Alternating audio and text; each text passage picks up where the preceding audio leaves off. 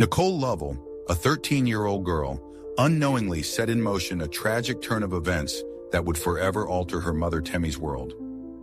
It was January 27, 2016 when Temmie opened her daughter's bedroom door.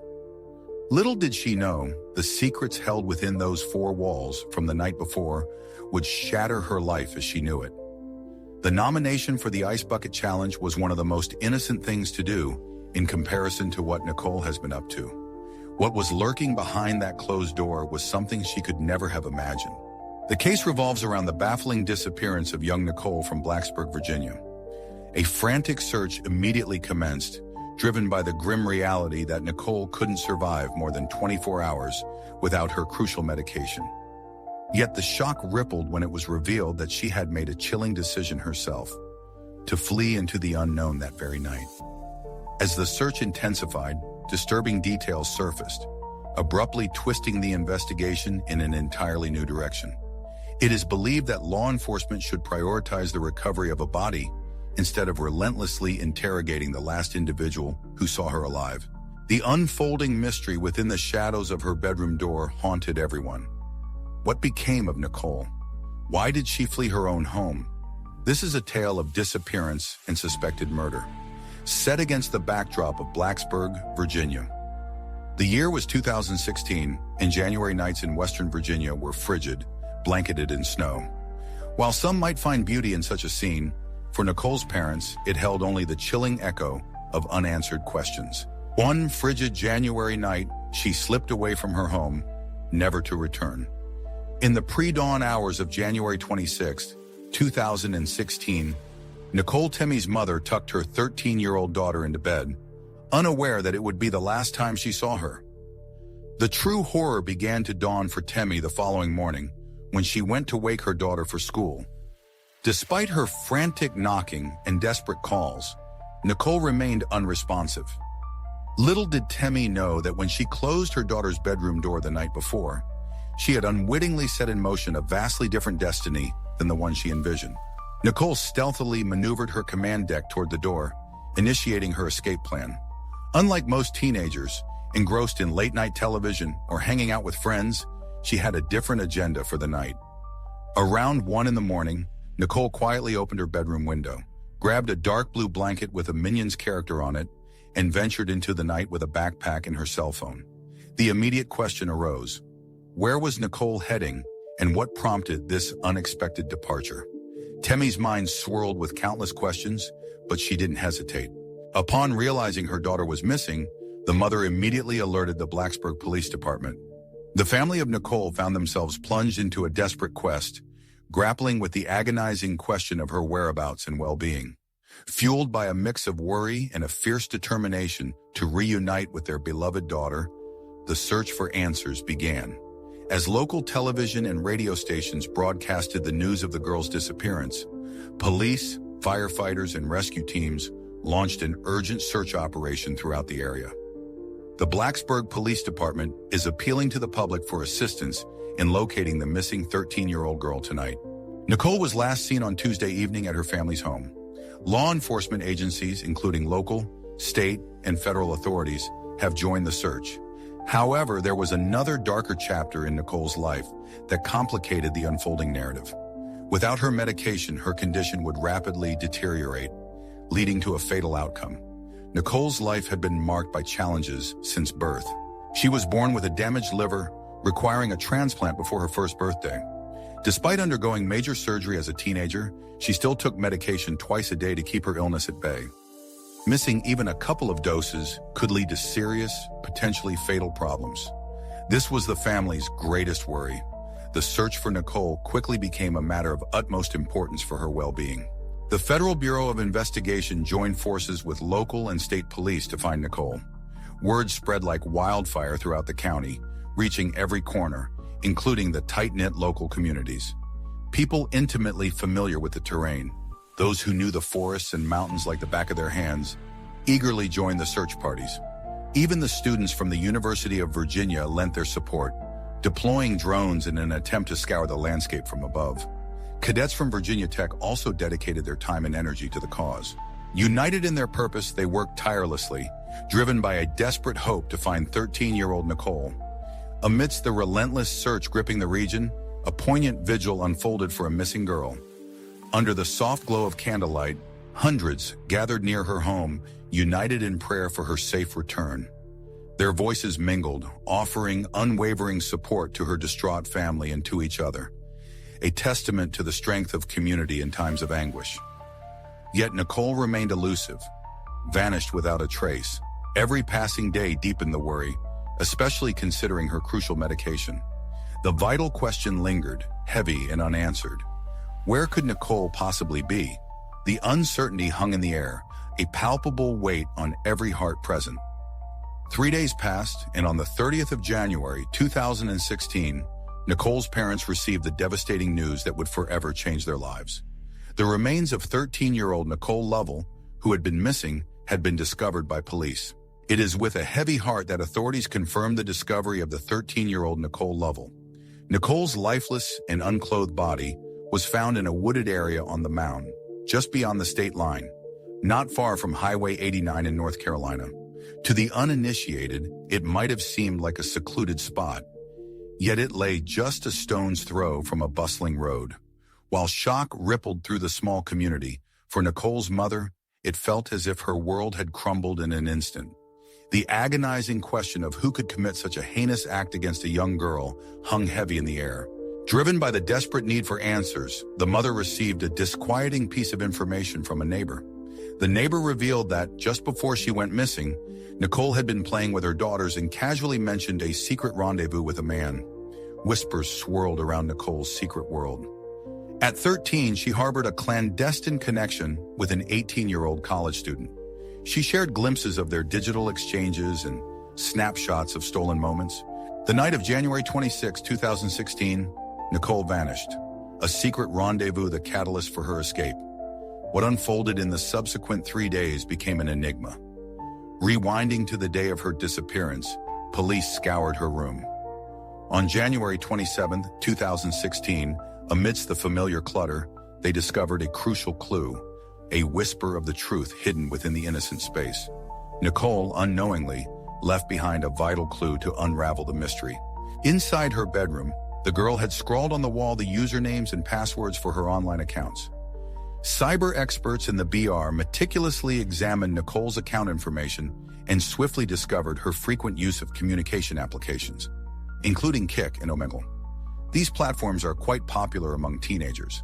These digital spaces enable them to engage with others anonymously, often unbeknownst to their families. Beneath the veil of anonymity, certain apps had gained a sinister reputation as havens for predators. Tamara revealed to investigators her discovery of the Kik app on her daughter's phone before her disappearance, prompting her to delete it.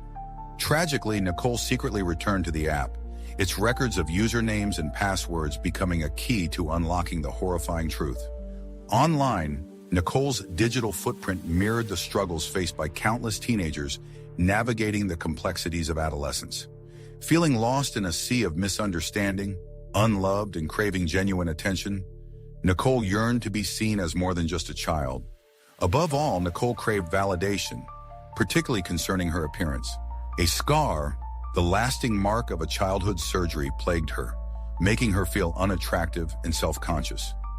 Delving into Nichole's online presence, investigators meticulously examined her posts, photos, and other digital footprints, hoping to unravel her life beyond school, friends, and family.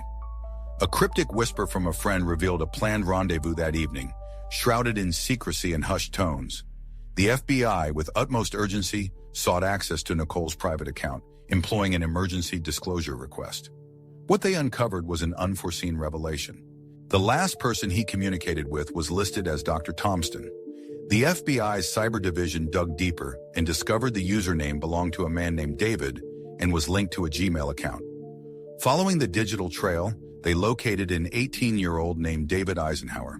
A freshman at the Virginia Tech, he was drawn to the school for its renowned engineering program. He also stood out as an exceptional track and field athlete at Wild Lake High School near Baltimore, Maryland. In his final year of high school, David earned the title of Athlete of the Year, a highlight featured on the local news. David seemed like any other freshman entering a large university, but he harbored a secret struggle, a penchant for embellishing stories to appear more worldly and knowledgeable than he actually was. His tales began to raise eyebrows and generate skepticism. Driven by a desire to impress, he often stretched the truth, which quickly eroded the trust of those around him. With an air of confidence, he'd declare, "Yes, I'm David Eisenhauer. You might have seen me on the news recently. I'm somewhat of a local celebrity." 3 days following Nichole's disappearance on January 29, 2016, before her body was discovered, David found himself called in for questioning by the police. He was summoned because he was believed to be the last person to have seen Nichole alive. Initially, the interrogation seemed routine. "I was in my dorm room, browsing a website where you can chat with random strangers," he explained.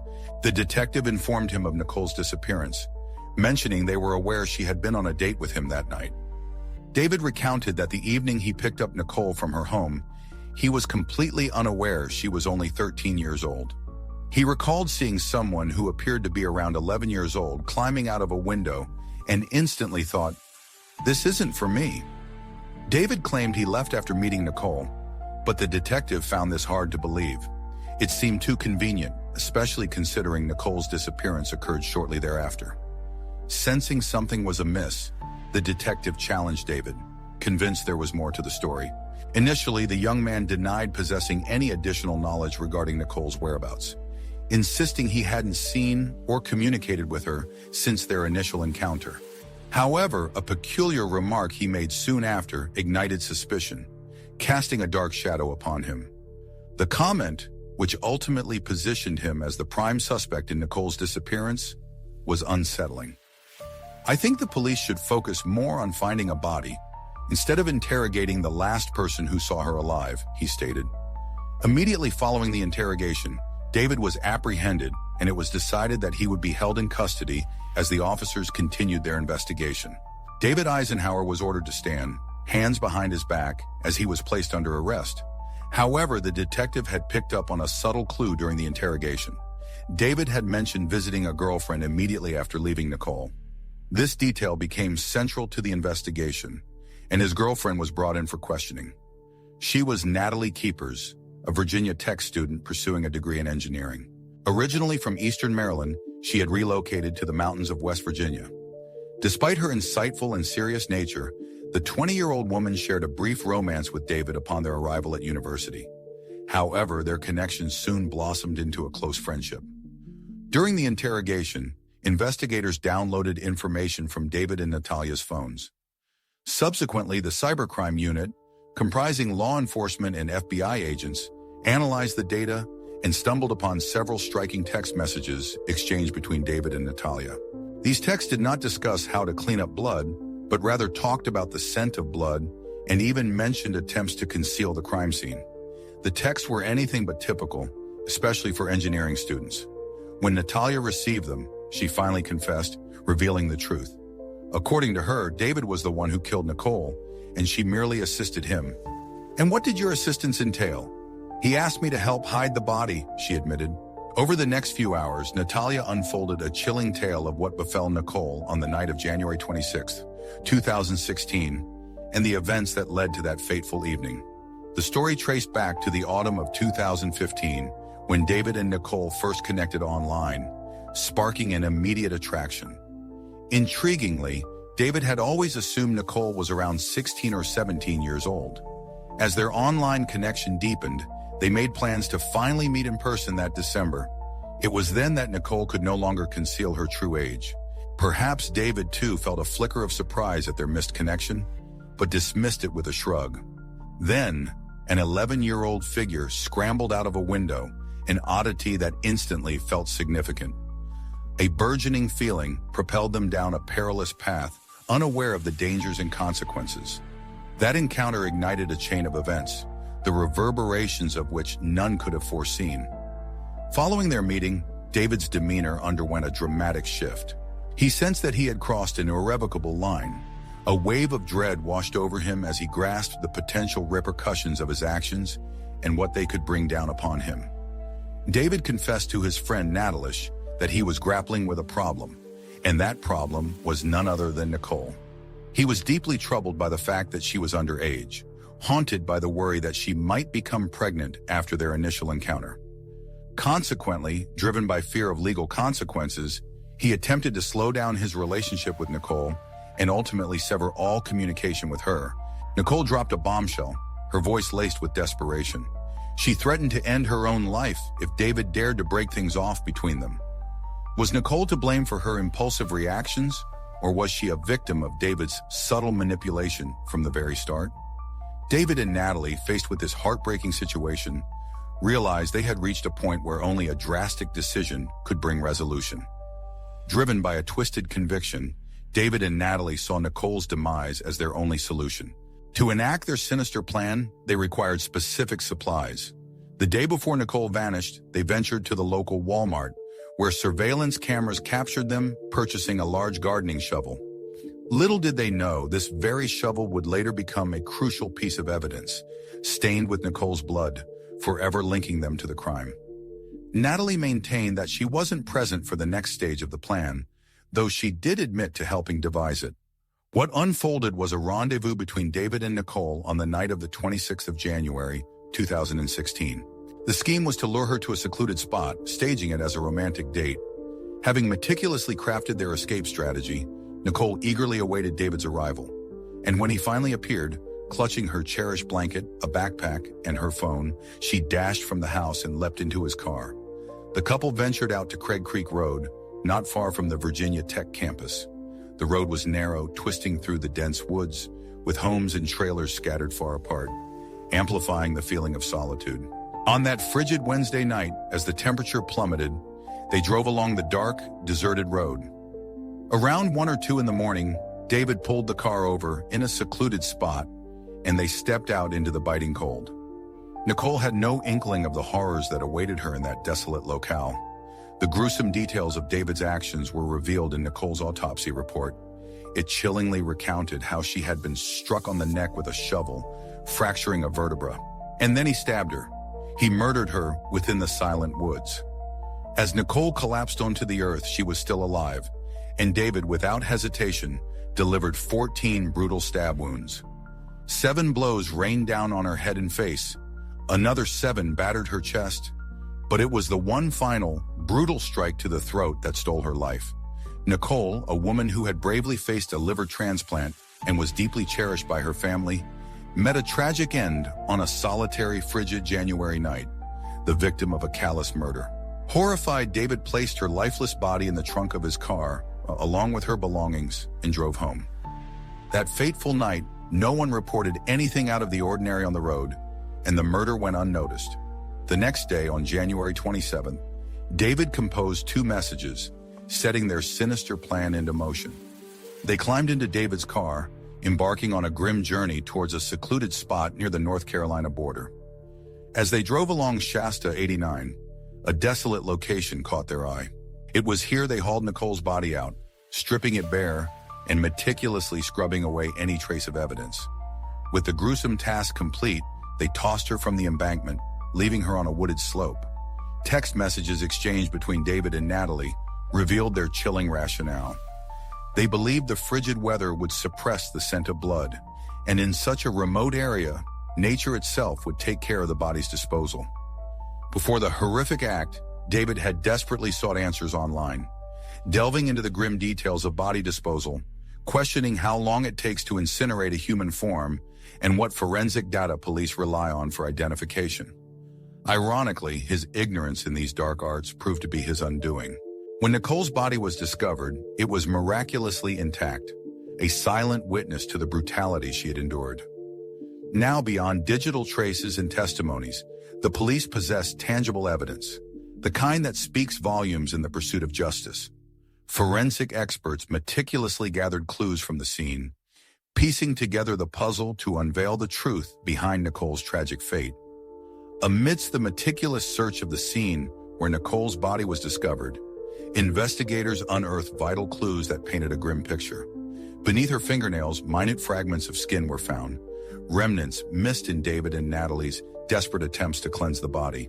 These tiny skin particles yielded crucial DNA evidence, suggesting Nichole had scratched David in a desperate struggle before her tragic demise. In their relentless pursuit of clues, forensic officers focused their attention on the dumpsters and trash receptacles scattered around the Virginia Tech campus. Simultaneously, a dive team plunged into a campus pond, emerging with an unexpected discovery: a bottle of cleaning solution accompanied by numerous wipes stained with brownish spots. These findings cast a dark shadow, raising unsettling questions about their potential connection to Nichole's murder.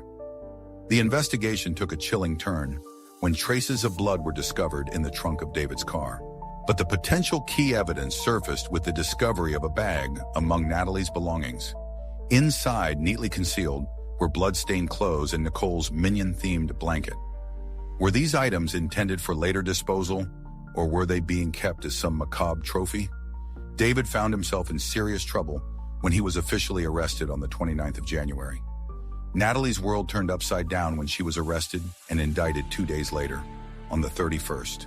The charges against her and David were grave: the kidnapping and murder of Nichole Lovel and the subsequent disposal of her body.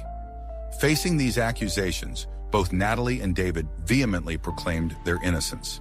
The legal battle that followed was intense, culminating in June of 2018, when David finally stood trial.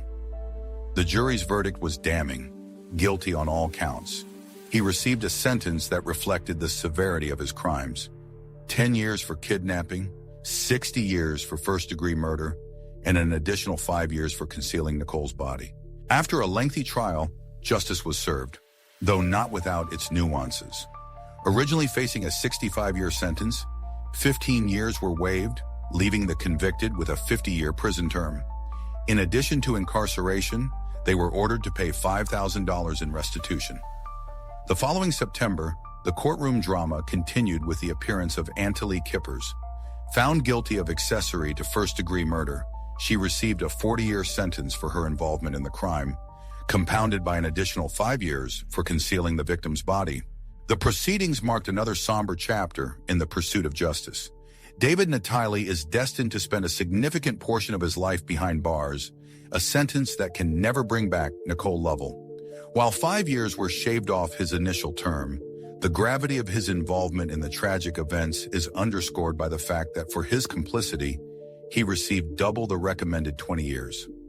Like many teenagers, Nichole sought acceptance and affection, a chance tragically stolen from her. Her family now endures wounds that time can never fully heal, leaving an unfillable void in their hearts. On a bleak January night, a profound emptiness descended upon the mountain town of Blacksburg, Virginia, leaving an indelible mark on every resident.